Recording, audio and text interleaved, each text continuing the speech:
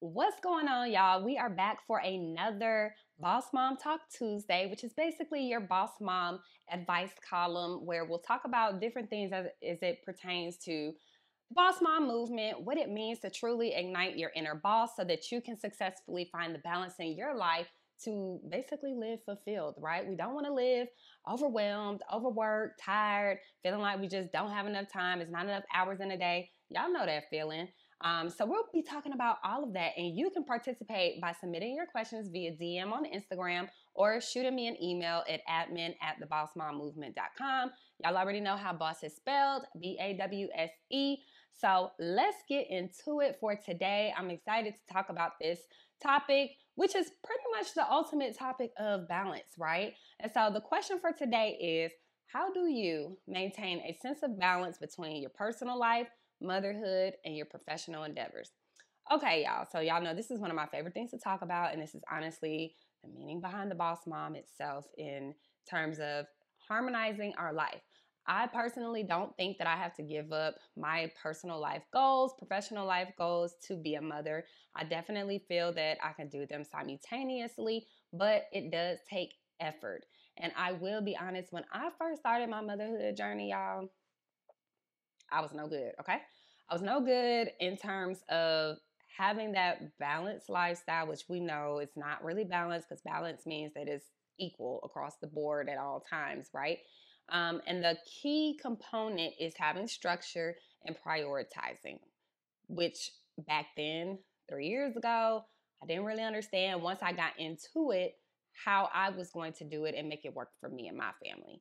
And so I was crossing the lines and a lot of things. I was overexerting myself, overworking myself, not really speaking up about things that I couldn't handle because I felt like I was strong enough to handle it all. Well, mama, let me be the one to tell you that you can't. I'm sure you've heard that before, and I'm sure you know it deep down inside. And so really learning how to prioritize and learn what I needed to walk away from. Okay. See, I was already doing a lot before motherhood. I have a 9 to 5 career that I'm continuously excelling in. I have side hustles, right? The Boss Mom Movement. I manage and operate a hair store here in Atlanta, Honey Hair Co. And then at the time, I also had my travel agency. And so it was just so much on my plate, right? Because also, family, I am in a relationship, and that, y'all, no good, okay? We was on the rocks because I was not giving my energy to the relationship. It was strictly work, mommy, mommy, work. Because I'm gonna be real. When I became a mom, I didn't feel established enough, y'all. I didn't feel that I had a solid foundation for my son.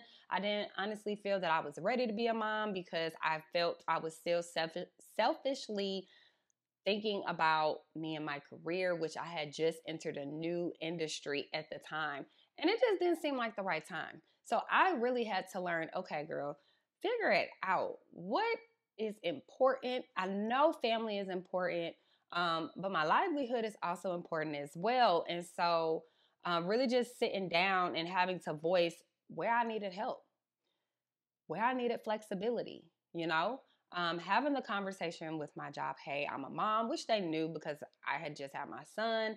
I have gone through team transitions, meaning I've also had manager transitions. And so you have to be open, right? You have to be open. I know a lot of us don't always work jobs. I know that that's like one of the number one things for moms is like we're walking away from our jobs because they don't understand that we're moms. I personally am blessed to be in a situation where I have a good manager, and I've on all the teams since I've been with this company. I've had a great manager that understands I'm a mom, whether she was a mom or not, and so they understand I need some flexibility. I take my son to school, I pick him up, and then also just emergencies, right? Things pop up with the kids. We already know this. And so we have to be flexible. So a lot of us tend to walk away from our 9 to 5s. But again, I'm blessed, right? I'm in a remote situation as well. So I don't have to worry about going to the office. And honestly, y'all, that's like a boundary for me now that I'm a mom. Like if I ever work a job, it has to be flexible and preferably has to be remote. Um, and so learning, like I said, to be open with my career, open with them about what I need as an employee who is a mom. Also prioritizing, like I said, you gotta really prioritize your time. Be present in the moment, Okay. When you are with your family, be present in that moment, because one thing we don't get back, y'all, is time. Okay. When I'm working, I'm present in that so I can make sure that I keep my job and meet my deadlines. Okay. Figuring out what still deserves your time. Okay. A lot of times we're doing things that we haven't even necessarily realized that we've outgrown. Okay. And so, with that being said, I recently shut down the travel agency. We got a couple people on the books. I added my family before I decided to make this into this. Added my family because what did I say before? We're asking for help. I knew that I could no longer bear those responsibilities by myself. So we got to delegate, y'all. And then with the Boss Mom, I added some team members there, voluntary team members, just to kind of help me with the load, especially with big items like the Boss Mom Summit. You just can't do it alone, ultimately, is what I'm saying, y'all. So once we prioritize, we have to figure out what still works for us as moms and where we need to allocate certain time and certain people to help us out. That's how I've been able to manage this lifestyle of balance, okay?